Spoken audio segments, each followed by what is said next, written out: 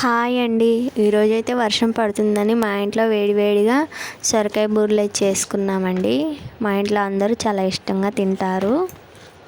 ముందుగా అయితే ఒక వెడల్పాటి గిన్నె తీసుకొని అందులో తురిమిన సొరకాయ మరియు బియ్యపిండి వేసుకోవాలి.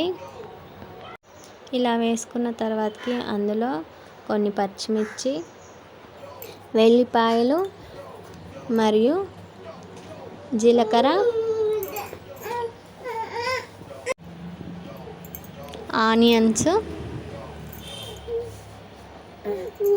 ఆనియన్స్ వేసుకొని ఆ తర్వాత కొత్తిమీర, కరివేపాకు ఇలా మొత్తం వేసుకొని కలుపుకోవాలి. వీడియోలో చూపిస్తున్నట్లు కలుపుకోవాలి.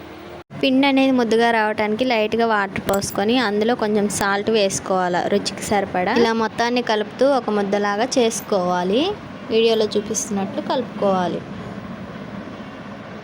పిండి అనేది లూజ్గా కాకుండా అలాగని గట్టిగా కాకుండా ఒత్తుకోవడానికి వీలుగా ఉండేలా కలుపుకోవాలి.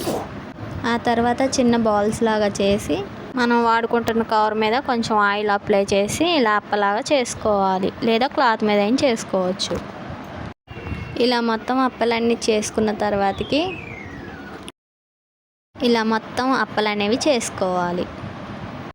ఆ తర్వాత బాణీలో నూనె వేడిగా కాగాక ఇలా ఒత్తుకున్న అప్పలన్నిటినీ నూనెలో చాలా జాగ్రత్తగా చిన్నగా వదులుకోవాలి.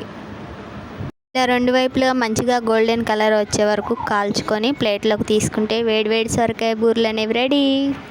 మీరు కూడా ఈ వర్షానికి రెసిపీ ట్రై చేయండి. నా వీడియో కానీ మీకు నచ్చినట్టయితే లైక్ అండ్ షేర్, సబ్స్క్రైబ్ చేసుకోండి. నెక్స్ట్ వీడియోలో మళ్ళీ కలుద్దాం. Bye bye.